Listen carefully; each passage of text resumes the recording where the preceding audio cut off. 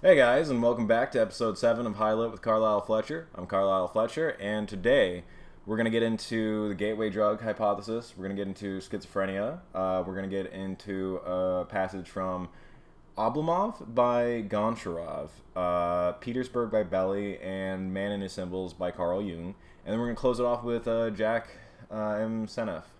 So that's what we got in for the show. So we're going to, start off with science, go into the literature, go into some Midwest emo. That's what we got, ideally 20 minutes on each. So let's get started. Right now, we're going to just go through a small piece here, which is that it was published on the 6th of April, and it's is marijuana really a gateway drug? So this is a nationally representative test, and it was, everybody's familiar with the gateway hypothesis, that you'll use cannabis and then that'll evolve into the use of harder and harder substances throughout your life. But using 3 waves of data, 6 of the 18 tests were significantly significant. However, only 3 were substantively meaningful. The 3 tests found weak effects of frequent marijuana use on illicit drug use, but they were also sensitive to hidden bias. Results from this study indicate that cannabis is not a reliable gateway cause of illicit drug use. As such, prohibition policies are unlikely to reduce illicit drug use. So, yeah, cannabis isn't, it's not, I would say, like, really, so what we're going to get into next and what we're going to be reviewing next is actually, I think, the bigger culprit, the much bigger culprit, which is fucking booze, dude. People, I feel like, just forget about it. It's like a snake in the bushes, kind of, where people just sort of forget that, like, it's like, yeah, most teenagers are drinking. Most, people have experience with that before anything else in their lives. And it's like, I just think that is a very undervalued part of the conversation. So what I pulled up here is some research from 2017, which it analyzed from participants, I think 915 or so. It analyzed gray matter, white matter, and I think something else. But yes, it was white matter integrity, gray matter integrity, and they differentiated between alcohol use, cannabis use, and mixed use. And what they found was that there was large associations with lower gray matter and white matter in the brain due to alcohol use, yet they did not find the same. No associations were observed between structural measures and past 30-day use in cannabis use in adolescents or adults. So, like, the idea that weed's gonna just all of a sudden make you go on all these drugs or fuck up your brain, it's like, well, people who are drinking alcohol, like, people, again, if they're 12 and they're smoking, I'm betting that they're drinking. So this is the alcohol use models, and as you can see, like, they used, like, they were doing brain scans, and they found, like, all these regions of the brain that were different than you would expect from a control, which is a negative association from alcohol use. So it's a similar pattern was in adolescents and adults, indicating that this is a consistent pattern of alcohol use, or indicating that this is a consistent facet of alcohol use. And then in the cannabis use models, no associations were observed. And I think that this is another one of those studies that's really important to highlight, because it's, this is relatively, if not, no, it's just information. It's hard information. We're looking at brains here, and we're seeing that, like, no, it's like it's like this country was built on alcohol and tobacco. So I do think that, like, obviously there's going to be lobbyist interest. Obviously there's going to be much invested, or there's going to be a lot of interest in preserving things as the way they are. So alcohol is kind of like a holy cow that can't really be criticized. Yet so many of the things that weed is blamed for is actually could be better described as a symptom of rampant alcohol in a society. Let me just look up that real quick. So we got a study here that I just found from 2012. So let's see. So yeah, so the 2012, alcohol should receive primary attention in school-based substance abuse prevention programming, as use of other substances could be impacted by delaying or preventing alcohol use. Therefore, it seems prudent in schools to focus on that, because it's like, again, it's the alcohol that's being filtered to these children that's making them take, it's going to cause brain damage, it's going to stunt their personality, it's going to have all these health issues, where it's like, I'm going to keep just digging up studies on this show. I'm just going to keep showing you pictures of cut up brains. I'm going to keep showing you this stuff because it's just not that bad. It's not the same. So that's why I pulled up this study. Again, everything's going to be in the description, so review this at your leisure. And then, so we have another study that came out. This is May, so this is the 5th of May this year. And it found, so it took a decent size of people. I can't find it right now. But what they found, and they separated for, I think, tobacco use. And yeah, so they did different categories as well.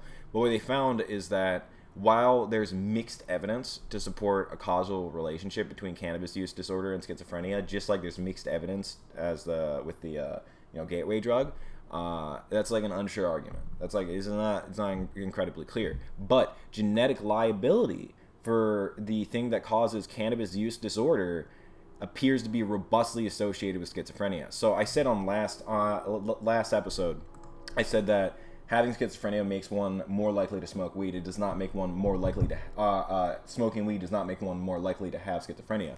And this is what I'm saying, is that it's the same from my interpretation of this. Again, disclaimer, none of this is fact. All this is review. This is an infotainment show. We're going through it together.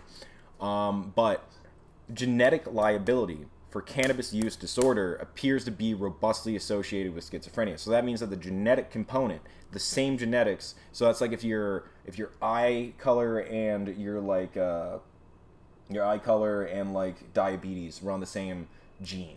So that gene would be responsible for both of those traits, just like cannabis use disorder and schizophrenia. So that's what I'm saying, is that if you have schizophrenia, you're more likely to abuse cannabis and not use it medicinally, but instead use it in this cycle of abuse because of the genetic component there, where those things are so strongly associated. So Raphael Mechoulam is the guy who first modeled, or he's part of the team that first modeled THC and CBD as cannabinoids. He also discovered anandamide, and he's just hugely influential in the cannabis world. I would suggest just literally reading him if you're not familiar. He's fucking amazing. But here's a quote from him with Healthy Europa, or published in Healthy Europa. We have previously shown with good friends and colleagues in South America that medical cannabis helps a few schizophrenic patients, and we published many years ago that we had given CBD to a young woman who had terrible schizophrenia, and it helped her over the course of 3 months.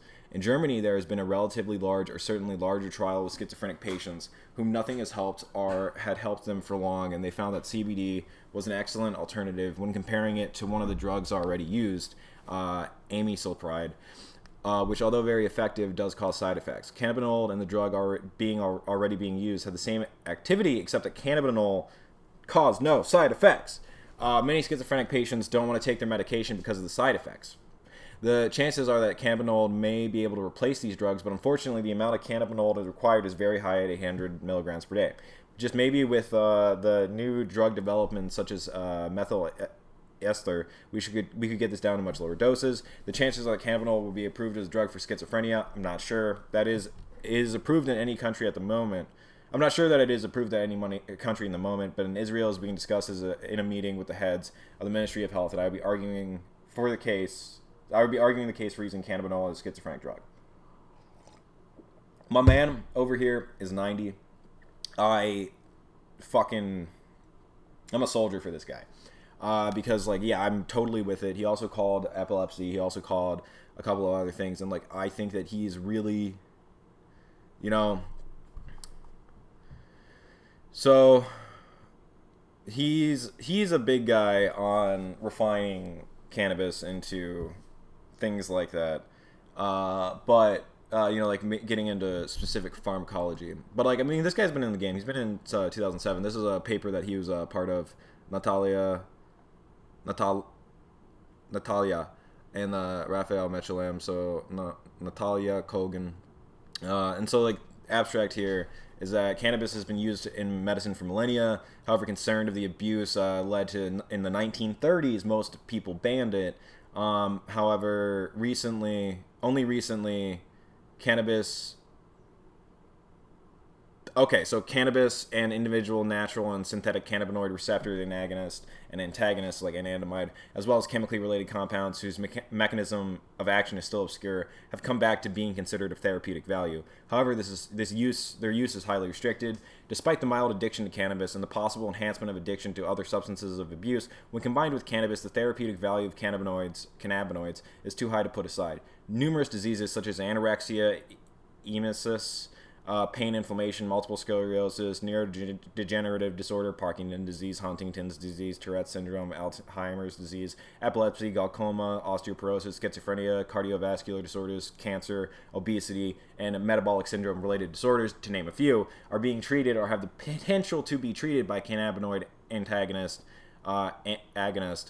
slash cannabinoid-related compounds. In view of the very low toxicity and the general benign side effects of this group of compound, neglecting or denying their clinical potential is unacceptable. Instead, we need to work on the development of more selective cannabinoid receptor agonist, antagonist, and related compounds, as well as on novel drugs of this family with better selectivity, distribution patterns, and pharmacokinetics. And in case where it is impossible to separate the desired clinical action and the psychoactivity, just to monitor these side effects carefully. So, this guy is smart as a fucking whip. And the reason why we're going through so much of this right now is just to reiterate, so, cannabis is not a miracle drug, but it is something which you can review. It is serious. This is where I get frustrated with the modern conversation about cannabis, is that it's like, oh, you just want legal weed so you can be a pothead. And it's like, no, I believe that it is an effective alternative to mainstream pharmacology, just as Mechoulam does. Mechoulam is a scientist, and I'm guaranteeing that he is more intelligent than most people criticizing his work. So, it's just frustrating when people want to talk about it like there's no grounds for these things, where it's just the only place that they think that cannabis has ever been tried out is some fucking stupid frat house in the South that just all these kids were dropouts anyways that didn't have grades for shit, and then all of a sudden they started smoking weed and snorting cocaine, and then they had issues in school. And it's well, yeah, no shit, party culture doesn't work out for anybody, but when we're talking about these specific uses where it's dude, so what are you gonna do? What are you gonna do about multiple sclerosis? What are you gonna do about neurodegenerative disorders? What are you gonna do about osteoporosis? What are you gonna do about Tourette's? What are you gonna do about cardiovascular disorders? If you're gonna criticize weed, tell me what your plan is. Tell me what your plan is. How are you gonna fix those things? What are you gonna do? Because this is what we're offering. We're offering a plant. We're offering something that's relatively simple, that will not work for everybody, that does not have a 100% success rate, just like nothing else does. And if you think that a 14-year-old or their parents are mature enough to make the decision of whether or not that child should be on a pharmaceutical, I think that you also should... Come on, man. Come on. And I feel like these are the same people who are like, weed's so bad, weed's ruining the country, weed is just so bad. And it's bro, I know you were drinking at 13, and I know that's why your personality hasn't developed at all.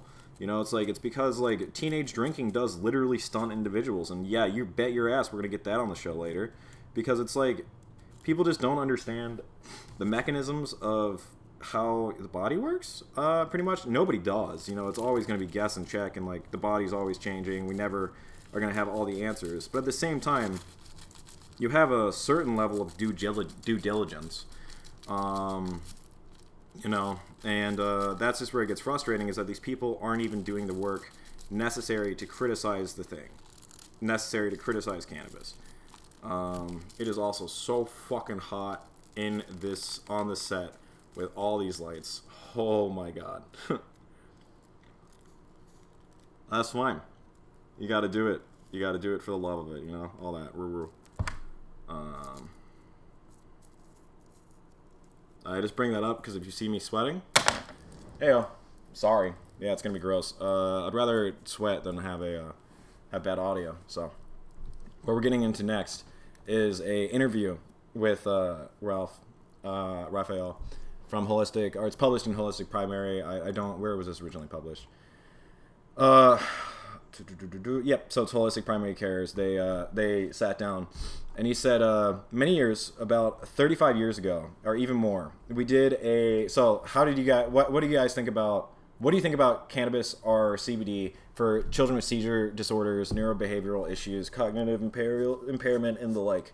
Raphael Mechoulam responds, many years ago, about 35 years ago, even more, we did a clinical trial with cannabinol. First off, we did a lot of work in mice. Then we found the compound is not toxic, that the compound can help with epileptic attacks in mice. So we went and did a clinical trial on human patients, adult, not children. We had 15 patients. Half of them were uncontrolled. Half of them took cannabinol at relatively high doses, and we were amazed how good it was. We found out that out of the 8 patients had nothing that was helping them anymore. Out of these 8 patients, 4 had no attacks while they were given cannabinol. 3 patients had much less, and only one was not affected. That was 35 years ago. Now I'm not a clinician, and at the university we don't really have the ability or money to do a big trial. I expected that neurologists would pick up this initial work and expand it. Nothing happened. For 30 odd years, nothing happened. That's a shame because we could have helped a lot of children or adults over that period. This research is here, and this idea that people are saying that weed is ascientific or that it does not have a medical grounding or that it does not have niche application are fucking irresponsible. They're fucking irresponsible. Because again, we're talking about kids with epilepsy. We're not talking about somebody trying to fix their anxiety, dude. We're not talking... Forget about the fucking hippies. Forget about the new age shit. Think about a 14-year-old who needs to be able to sit straight. Think about that. Fucking A. I used to go to a neurologist who would say, well, we can't do it. We don't have the facilities. Cannabinol comes from marijuana, from hashish. Of course, back in the fucking day. Of course, we will never get a permit, so for 35 years, nothing happened until parents found that it helps their children. Then they started giving them cannabis with high levels of cannabinol, and in many cases, about 60-70% of cases, it helped these children. Now, why do we have to wait for 35 years after an initial clinical trial? It was a small one, yes, but it showed that it worked. Many major drugs started with a small trial. It still doesn't happen with most diseases where we know that cannabinol might help. Yet we know that patients are using it without having a clinical trial. I don't want to use a strong word, but it is a shame that this has not happened. Well, I couldn't agree with you more. As a parent of a child who has a seizure disorder, this is the interviewer, and a developmental delay, I can tell you that when it's your child, you want those results and you want that product, whatever it is, immediately. There's not a 35-year waiting period. That's fucking older than me. That's over a third of this guy's life. He's 90. Do you hold any hope that the U.S. Federal regulations will change, enabling U.S. scientists and researchers to study this ancient herb and validate what you're talking about and what we already know through testimonial? Well, I'm under the impression that things are changing. For many years, there were no clinical trials in the U.S., no major clinical trials. Now things are changing, and I believe that there will be clinical trials, particularly with cannabinol, less so with THC, because THC has its side effects, but there are enough things to do at the moment with cannabinol itself. We had in Israel a clinical trial with a kind of autoimmune disease. In some cancer patients, the bone marrow has to be exchanged, and these people get bone marrow from the outside. The bone doesn't like it, and it attacks the bone marrow. It's a kind of autoimmune disease, but not a real kind of autoimmune disease. The bone marrow that has been put in the body attacks the body. The body attacks the bone marrow, and the patient is sick sometimes very sick. So a clinical group at one of those hospitals in Israel tried a high dose of pure cannabinol, very high doses, 300, 400 milligrams, and yes, it lowered many of the effects of this graft versus host disease. Excuse me. It most definitely works, and as a matter of fact, a company has taken it over and is developing it. So here we have something that has clinical trial background, and I hope that we shall see more. In another field, in schizophrenia, we showed many years ago in a few patients that cannabinol helps. A German group did quite large clinical trial, very well done, published, and it showed that at very high doses of cannabinol, about 800 milligrams a day or even more, definitely helped with schizophrenia. Now, schizophrenia is a serious disease. About 1% of the world population has schizophrenia. Now, that's a lot of patients, and we need additional drugs. The drugs available now, they are pretty good. Some of them are excellent, but most cause side effects. Cannabinol causes essentially no side effects, so we need more clinical trials in schizophrenia, but it has been shown that it works. An interesting fact in the U.S. is that cannabis use is only on the rise among the elderly, including people in long-term care facilities. What do you think is happening? Is there any potential to either prevent or reverse dementia? Is there a downside? It's a complicated answer. We know that cannabis lowers anxiety. We know that cannabis lowers depression, mild depression at least. We have very little data on the effects of cannabis on Alzheimer's, on dementia, and so on. There are papers, but not enough. It's a very complicated situation. We tried, and I was a bit involved giving cannabis to a group of elderly patients that were in really bad shape. They were a small community, about 20, 25. They couldn't eat by themselves. They couldn't take care of themselves. They were in a bad shape. Most of them wouldn't say anything. They would barely open their eyes. They wouldn't say a word throughout the whole day, and so on. We started giving them small amounts of cannabis, which consisted both of THC and CBD, mostly THC. The amounts were not large. We gave them 5 milligrams of THC, not pure THC as it came with the plant, 2 or 3 times a day. Quite a few of them seemed better. They opened their eyes. A few started saying words. One of the patients who had been a writer previously said, "I feel fine," and he started writing again. One of the patients, an elderly lady, said, "I feel fine," and went home. So there's definitely an effect, but again, what kind of effect? What is their background? Do they have Alzheimer's? Do they have something else? All these things have to be researched. We need the data, but yes, the answer is yes, it can help. So do you see a place for THC-containing cannabis and CBD-only cannabis in healthcare? Both compounds are of extreme interest, but not for the same diseases. So we're getting into kind of the weeds of it, and then it's like the ECS, which is like we'll have to get into that later because it's just like it's basically how your body, it's in your skin, it's everywhere through your body, it's how it interacts with cannabis. So in the past year, we've been critical of legalization for recreational use. So this is also where we line up very straight. Well, I've not been critical. I just state that medical use and the recreational use should be separate. The medical use should be based on medical data, and it should be advanced as modern drugs are advanced. Through animal trials, through clinical trials, through everything that a new drug needs. This is very fucking normal. The recreational use is a social issue. If the population of a certain state, a certain country, wants to have cannabis open to everybody or to most people after a certain age, then that's fine. But it's a social issue. Our population decided centuries ago that tobacco is fine. Of course, now we know that tobacco is a toxic agent, but it's a social issue. Society has decided it's okay. You can use it if you wish. The same is true for recreational cannabis. And then he's just like, so like what I love about this guy is that he's just always like, we need more clinical trials, we need more studies, we need more serious information.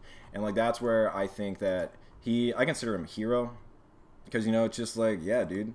And in 1992, so like he's been in the game, dude. He was working and he pinpointed a naturally occurring brain molecule, an anandamide, that binds to the cannabis receptor and creates a high similar to that of cannabis.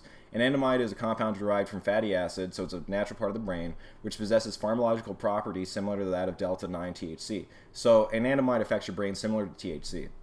This would indicate that smoked marijuana or smoked cannabis operates through a specific biochemical system that already exists in the body.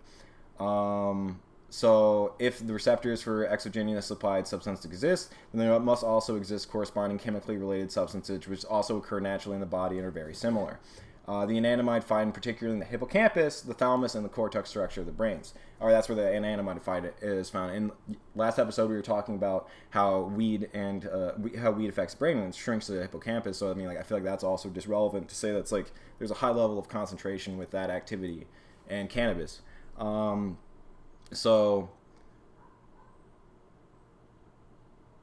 you can also, I guess you can create this shit. But one of the things that I would say is interesting is that if you look at the reviews of scientific literature on PTSD, what you'll find is that people with PTSD are actually lower in this anandamide chemical, meaning that they're deficient in it. So I think that that's another thing that's just very. I think that it's just very interesting to see, and that's also why it's like, most studies, or not most studies, but a fucking wide amount of studies have been on veterans with their use of cannabis, and I feel like that's a strong reasoning for why. Is that like if it can correctly imitate or can correctly be a analog for an anandamide, then that would be supplying the brain with the chemical that it's underproducing. And I know that I'm critical of chemical theory, but that one makes, like, I feel like, so I laid that one out for you. I'll get hopefully tomorrow, I'll get you the studies that show that PTSD brains underproduce anandamide. Anandamide and THC, as shown right here, affect the brain similarly, and they have a similar causation with so what he's found here is the ECS, the endocannabinoid system, which we saw earlier. That's the system of naturally occurring endocannabinoids. And then cannabinoids are like THC, CBD, what you're smoking and what you're getting from an external source. Next week, PTSD, underproducing anandamide, and then studies about how many people who treat PTSD with cannabis find themselves seeing that as adequate treatment and actually end up being able to function afterwards. So that's what I want to be able to just wrap up with next week. Otherwise, that's our science segment. Whoa, happy day. What are we getting into now? So let's start off. I can't find PDFs of books. I need to start placing this. I also need to just like, I don't know, I guess I could buy like the fucking Kindle versions, but like, dude, like, I like book. So let's start off with ya boy. So this is Gonchorav, Ivan Gonchorav. It's Oblomov. It's a good book. I would say it's typical Russian trash. Boring as fuck, overwrought, really depressing, all that shit. Woo woo. So sometimes Oblomov's father picked up a book. It made no difference to him what book it was. He did not feel any need for reading, but regarded it as a luxury, as something that one could easily do without, just as one could do without a picture on the wall or without taking a walk. This is why he did not mind what book he picked up. He looked upon it as something that was meant as entertainment, something that would help to distract him when he was bored or had nothing better to do. I hadn't read a book for ages, he would say, or sometimes he changed the phrase to, now, then, let's read a book. These authors, for whose calling he had no respect whatever, he did even adopted the attitude of semi-indulgent contempt for a writer, which is so characteristic of the old-fashioned people. And I mean, there is just like, there's this really interesting thing where it's like, if you get really invested in something, you end up learning a lot about it. And as a kid, I didn't really like reading. I come from a family and an environment in which reading is ubiquitous, or not ubiquitous, but it's very connected to the idea of thinking and like the idea of legitimizing your claims. So like as a child, I was just very, it's like nobody would fucking listen to you, nobody take you seriously. So then it's like, well, I'm gonna read books, and then like you just end up reading for like years of your life, and then you're like, wait, I think I love this shit. And then you just, then at that point you're just a reader. But part of that I think is also like there's this common criticisms of the reading archetype, like a laybed. The Russian phrase laybed is very funny. I think that one's very relevant, especially with the whole coronavirus era. Everybody was turned into a laybed. We use NEET, or not in employment, education, or training. But it's laybed. I think works as well, and it's cute. Another idea is that like book rot basically, or like that reading is itself this like it's not, I wouldn't say luxury, but I would say degenerative. Not degenerate, but degenerative to the body. You're spending 30 hours in like the nook of just like curled up like this and just like, so it's like there is like something about that where it's like it's not the most realistic hobby to have, so it's like you have like somebody who's like a barrel worker from that's a kind of a Camus reference from Exile in the Kingdom, but like, it's like the barrel worker, the ship maker, the anybody who works with their hands, anybody who's a real man, the soldier, whatever. These people who are actually involved in life have a much more sober and realistic worldview, but at the same time, the people who are in the bourgeois, who aren't a soldier, who aren't a barrel worker, who are simply a member of the capitalistic oeuvre, or like like social class. So like that's what I mean by bourgeois, is like the consumer course, because being a producer is still being a worker. It's still being proletariat. And I guess we're just going to be using these terms because, again, we're talking about like imperial and pre-Soviet Russia, so pretty relevant. So you have this like disconnect where people just simply haven't had to, they just go along with life. And when your life is sailing, that makes sense because the sea is worth all of philosophy. But when your life is just like this life of, it's just the petit bourgeois, where it's just like all these social dramas and all these connections and all this horse shit, just this grand drama of being too comfortable and placid. I mean, the fucking Egyptians had running water, so it's like, there were points in time where we had this sort of lavish attitude, and I think that it translates into this uncuriosity and moral laziness, where people just don't care about history. They don't care about what they believe. They don't care about essentially faith, and they just end up consuming themselves. So that's why I picked out that phrase. This is about a laybed, and I recommend the first 120 pages. The ending of it's awful. The ending of it's fucking god awful. Maybe I'll come around to that one, but I'm pretty comfortable saying that. He's a minor Russian writer. That's what I would say. This guy is the king of minor Russian writers. This is Bely. This is Petersburg. So this boy, he's, I would say, maybe the best unimportant. He's important enough, but he's not like, he's not like lining up with Tolstoy. And I don't even like Tolstoy. But like, he's just in the conversation of style. He's very good, but like in the terms of like significance, I wouldn't really place him. But we're taken from him, building on a similar theme. He was an enlightened man. It was not without meaning that he had devoted the best years of his life to philosophy. All prejudice had fallen from him long ago, and he was decidedly a stranger to magic practices and all manners of miracles. Magic and miracles obscured. Why was he thinking of extraneous things? He had to think about that. Think about what? He struggled to escape from his somnolence. I think that means sleepiness. Or, no, it's wakefulness, because insomnia... No, it's sleepiness. Yeah. But he could not escape. Obscured. All manners of miracles. The idea of the source of perfection. For a philosopher, the source of perfection was thought. God, so to speak. That is to say, the perfect rule. The lawgivers of the great religions had expressed various rules in the form of images. He respected the lawgivers of the great religions, as it were, without, it goes without saying, believing in their divine essence. Yes. Why was he thinking about religion? Was there time to think? Why, it was done. Quickly. What was done? His last effort to escape from his somnolence was not crowned with success. He remembered nothing. Everything seemed quiet, to the point of banality, and his enfeebled thought, separating from his body, kept painting senselessly through those shoddy, idle, powerless arabesques. He particularly respected Buddha, considering that Buddha outshone all other religions, both in a psychological and theoretical respect. In the psychological, by teaching the love even of animals, and in the theoretical, logic has been developed lovingly by the Tibetan lamas. He recalled that he had once, for instance, read the book of Dharmakirti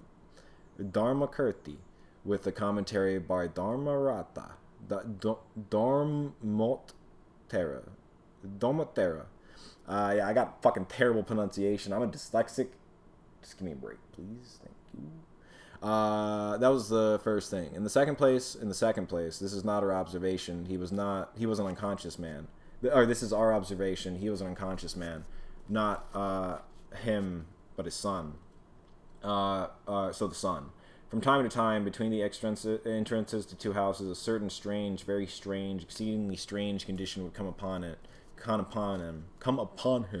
as it did his father, as though everyone on the other side of the door was not what it was. Everything on the other side of the door was not what it was, but something else.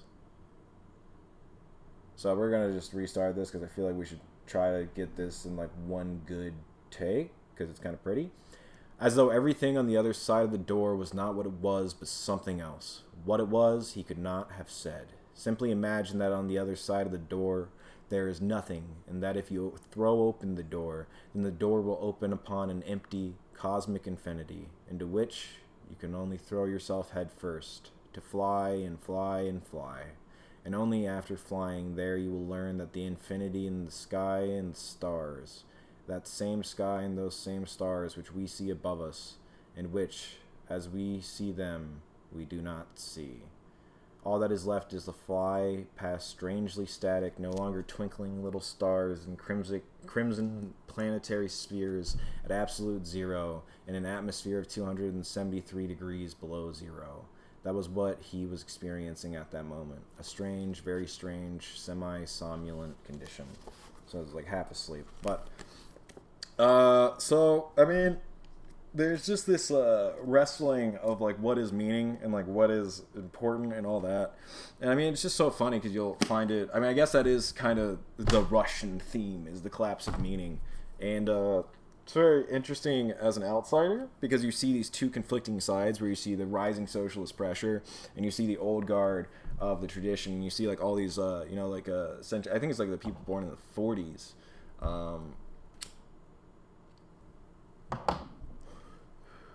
So like you see this clash of the culture, but there's obviously different worldviews than those. It's like it's not like that paradigm is the only one that you have, but. What I find very interesting is this question about meaningness and our meaning, and it's like, well, what if there is no meaning? What if it was not applied? What if it has nothing to stand on? What if and it's just like, I guess it is the question of the Grand Inquisitor, and also like the Machiavellian idea of not poking at societal lies, because like Machiavelli was tortured for being, I think he was an anarchist essentially, or he was like at least involved in a coup. He was an atheist as well. But he didn't say anything under torture, so he was just put into exile. And I think that there is like, he still wrote with a Christian flourish. He still used the terms. He still made the arguments because it's not ultimately about the belief. It's about the fucking respect for the culture, man. It's about communicating in a way that people understand. Of course, you understand your own thoughts, but when you're trying to talk to somebody who you've never met, who lives in a different country, speaking a different language, using symbols that you have in common. Pretty effective thing. Why do you think that everybody talks about these fucking reality TV stars? And I guess that's a tired fucking thing to say, that it's like, oh my god, reality TV stars, the new gods. But like, yeah. So I think that it is just, so like the way that I resolve this is just simply by dedication. What I say is live love.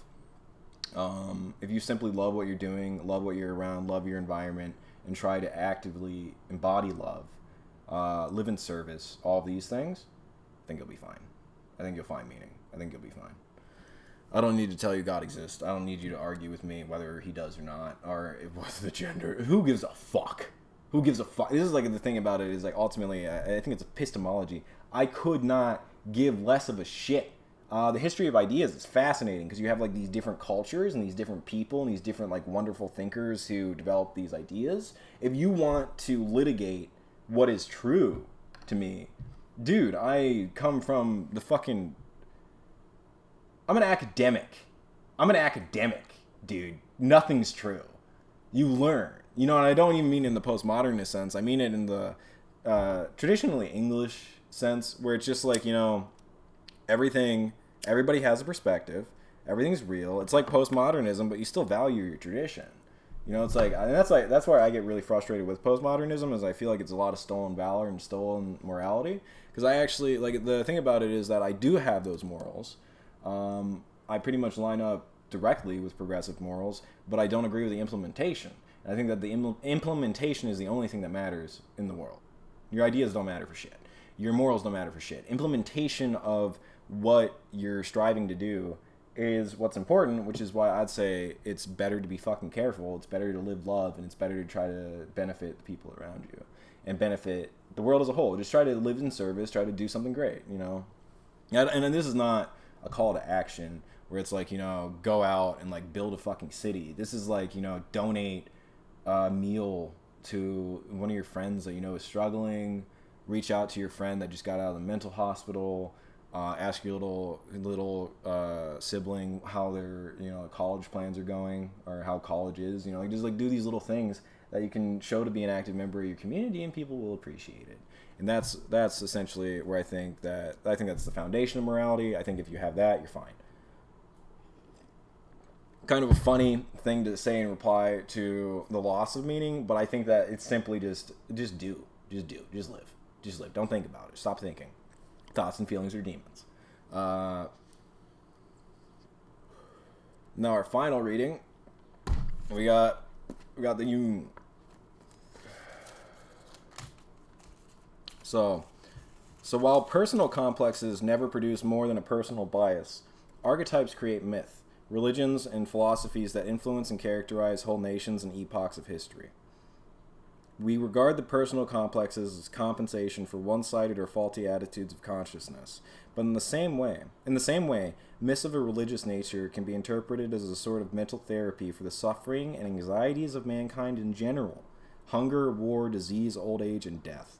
So, like, that, I think, is so quintessential, is that religion was not made for the healthy, intelligent person. Religion was made for the masses. Religion was made for the people who had 80% fucking birth rate, death, or, whatever. Like, there was, like, a mortality, child mortality rate. It was, like, it's like, so, like, you're dealing with this, you got invasion, you got famine, you got, your kids aren't going to grow up, you got, like, all these things that are just, like the life was difficult. It was all these outward pressures, and then people made religion out of that.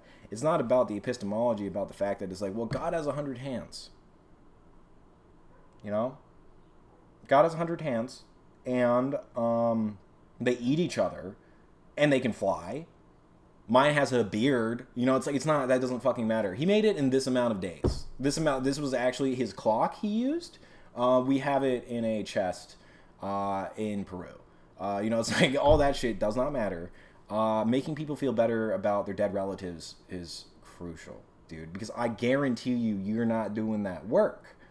You're not putting in the work to make it easier on people. You're not saving millions of people from the crises and the tragedy that is definitional and part of being human. You're not fixing that. Religion takes a shot at it. And I'm not talking about organized religion. I'm talking about the history of religion. I come from, obviously, a Protestant country. I'm an American, and I come from Protestant roots, and I, appreciate sort of the liberal-minded. I mean, we're a very liberal Protestant group of people. We come from, like, the fucking, but, it's like, so the idea behind it is that you don't have to take from the culture. You don't even need to go to church. You don't need to read the Bible. You don't need to do anything like that. You just need to do good, man. You just need to love. It's like, if you're a good person that doesn't steal, that doesn't hurt people, that just tries to love your environment, oh, shit. No, like, that's holy. That's God. That's what God is. I don't even like the word God. I mean, this is not about my spirituality. But the point about it is to say that that's the value in that tradition. There's literally nothing you have to believe. I don't even believe in God. But I still go in and out of Catholic and Protestant and Islamic and Jewish communities very easily, because I don't have to tell them that I don't believe in their God. I can tell them that I don't, but I don't need to argue that I don't. And so, it's like, it's just, what's the point of the argument? What's the point of the argument when there's so much value in these these things? So, but the very word invent is derived from Latin inverere and means find, and hints to find something by seeking it. In the latter case, the word itself hints at some foreknowledge of what you're going to find. So invent. So when we're talking about inventing these religions, he's saying, like, finding. A serious answer would require a far-reaching dissertation about the antique symbolism of the dying god, its relation to the cult of the Great Mother and her symbol, the tree, to mention only one aspect of the complicated problem. So he's talking about Christ and the tree. I mean, he was also crucified on wood. So the fact is that in former time, in former time, trying again. The fact is that in former times, men did not reflect upon their symbols. They lived them and were unconsciously animated by their meaning. The fact is that in former times, men did not reflect upon their symbols. They lived them and were unconsciously animated by their meaning. That's tight. So the Swahili word, which they used in explaining the ritual act, is derived from a Polynesian root equivalent to mana or mulungu. These and similar terms designate a power of extraordinary efficiency and pervasiveness, which we should call divine. Thus the word Mungu is their equivalent for Allah or God. Faust aptly says, in the beginning there was the deeds. Or in the beginning was the deed. Deeds were never invented, they were done. Thoughts, on the other hand, are a relatively late discovery of man. First, he was moved to deeds by unconscious factors. It was only a long time afterward that he began to reflect upon the causes that had moved him. These inner motives spring from a deep source that is not made by consciousness and is not under its control. In the mythology of earlier times, these forces were called mana, or spirits, demons, and gods. They are as active today as they ever were. If they conform to our wishes, we call them happy hunches, our impulses, and pat ourselves on the back for being smart fellows. If they go against us, then we say that it is just bad luck, or that certain people are against us, or that is the cause of our misfortunes must be pathological. The one thing we refuse to admit is that we are dependent on powers that are beyond our control. The motto, where there's a will, there's a way, is the superstition of modern man. Yep. He is possessed by powers that are beyond his control. His gods and demons have not disappeared at all, they merely got new names. They keep him on the run with restlessness, vague apprehensions, psychological complications, an insatiable need for pills, alcohol, tobacco, food, and above all, a large array of neuroses. What we call civilized consciousness has steadily separated itself from the basic instincts, but these instincts have not disappeared. They have merely lost their contact with our consciousness and are thus forced to assert themselves in an indirect fashion. This may be by means of physical symptoms in the case of neurosis, or by means of incidents of various kinds, like unaccountable moods, unexpected forgetfulness, or mistakes in speech.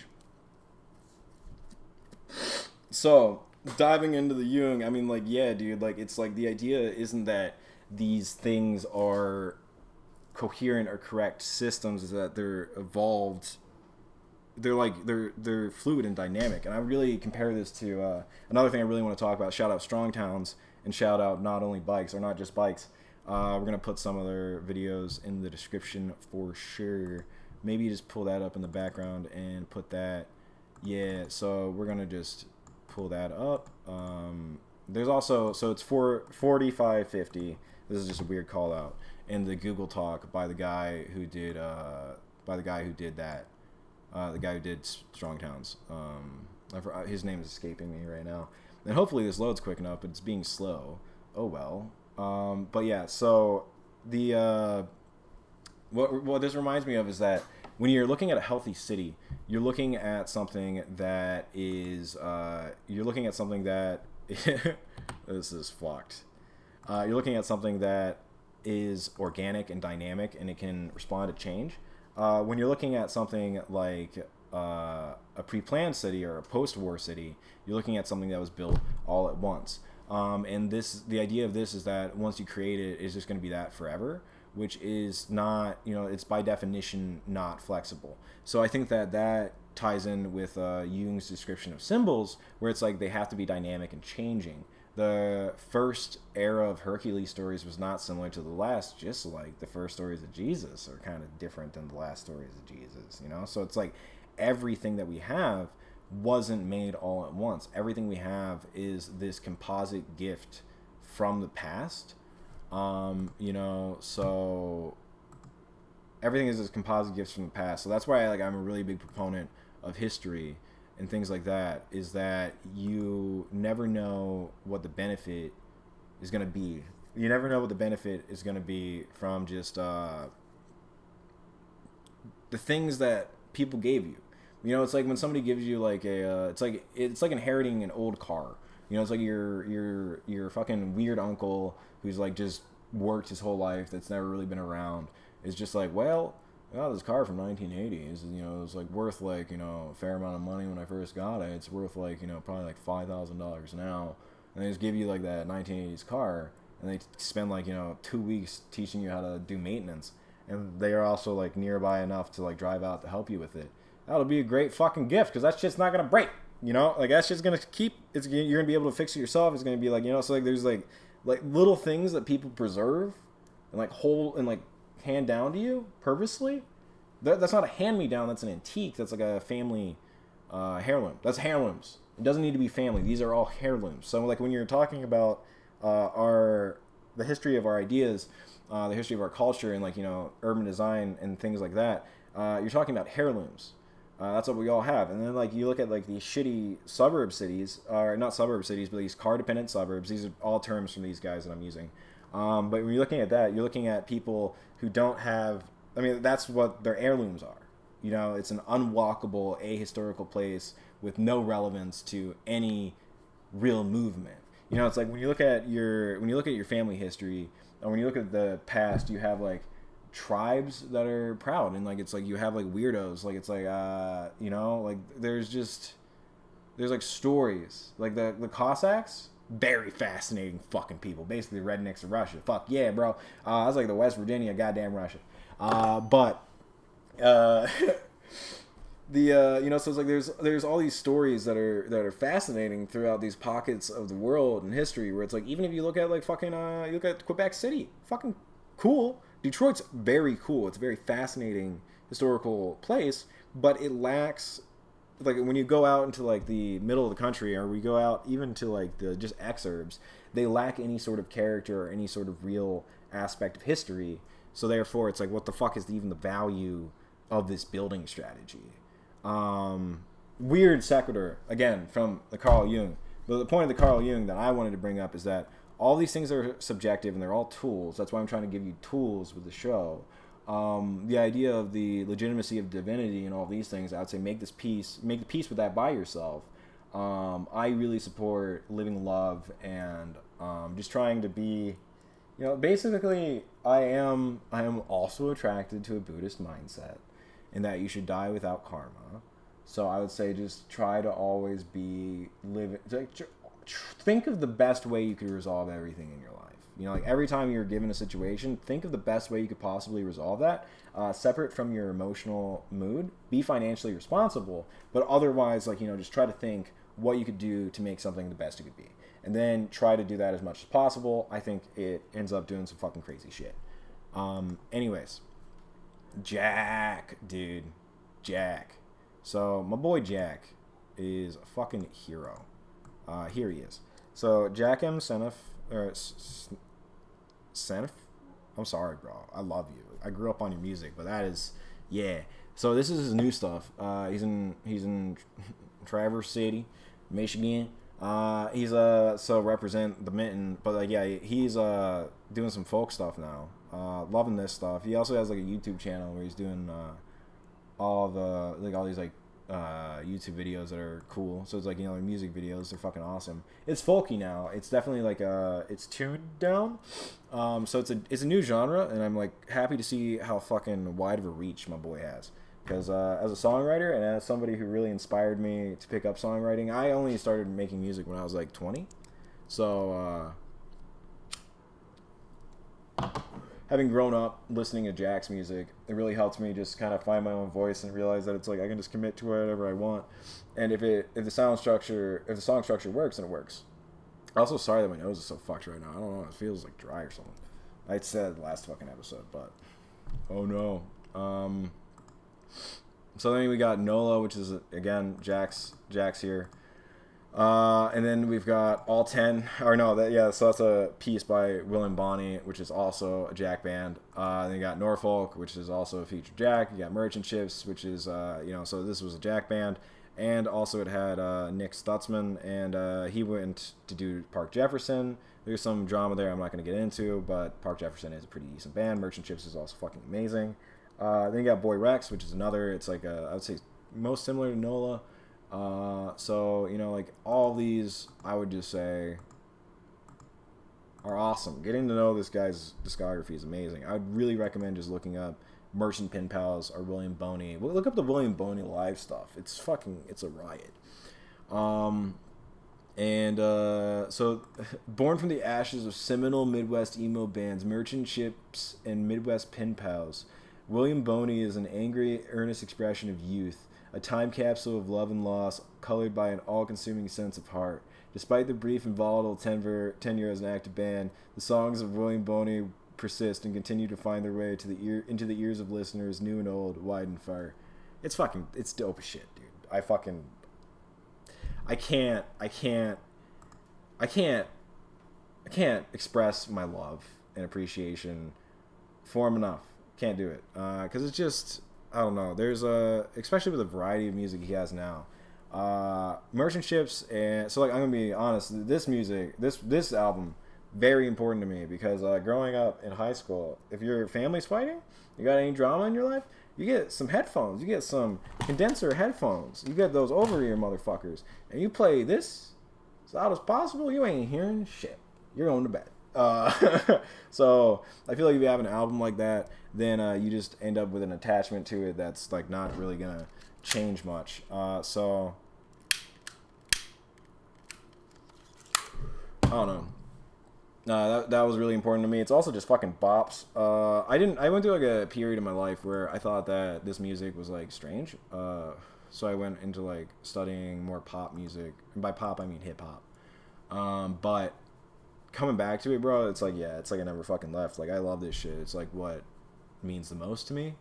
Really appreciate his band. Really appreciate this band.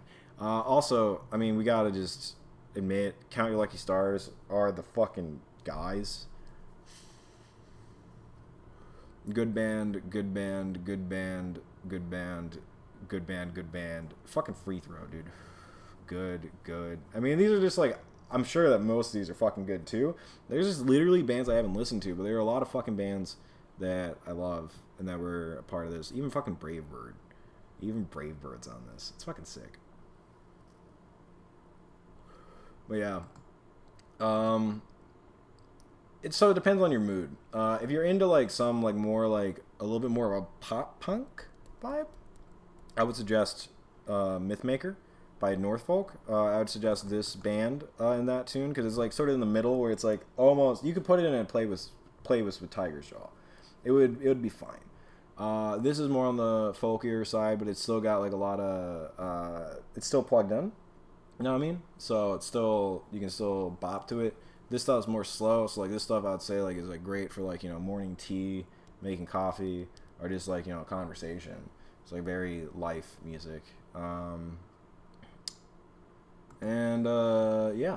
So that's where I would say with Jack. We can go through his lyrics. I guess we could say his lyrics, but I also like my own. I put lyrics of his in my books. I put it in my own fucking music. This guy's fucking is incredible. All credit to him. I fully admit that because like it's all referential, man. Like, fuck yeah.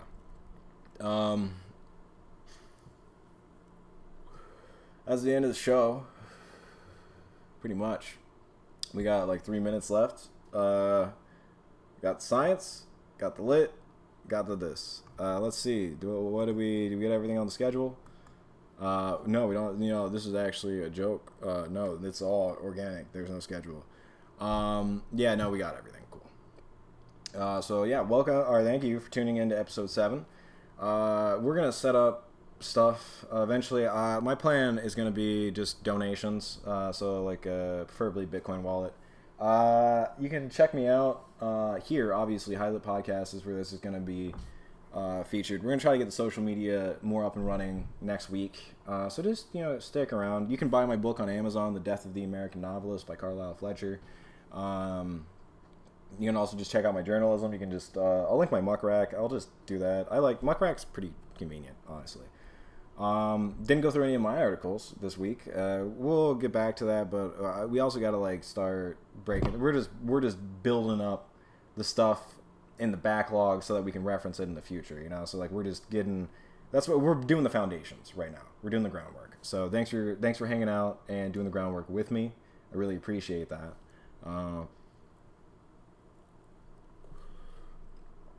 We'll be back tomorrow and then next week, because this week we just had technical difficulties where we just had to get everything set up and it just didn't come out right, and then there was a file corruption, so we just got, you know, technical difficulties. But next week, Tuesday, Wednesday, Friday, I feel like that's a funny schedule. Detroit doesn't do Mondays, and I feel like Thursdays are just a good day to have off. I'll be writing again soon too, and you can check out my work there. Yeah, let's just get it. Let's just get it, guys. How much did my coffee do? Yeah, I just fucking went for it today.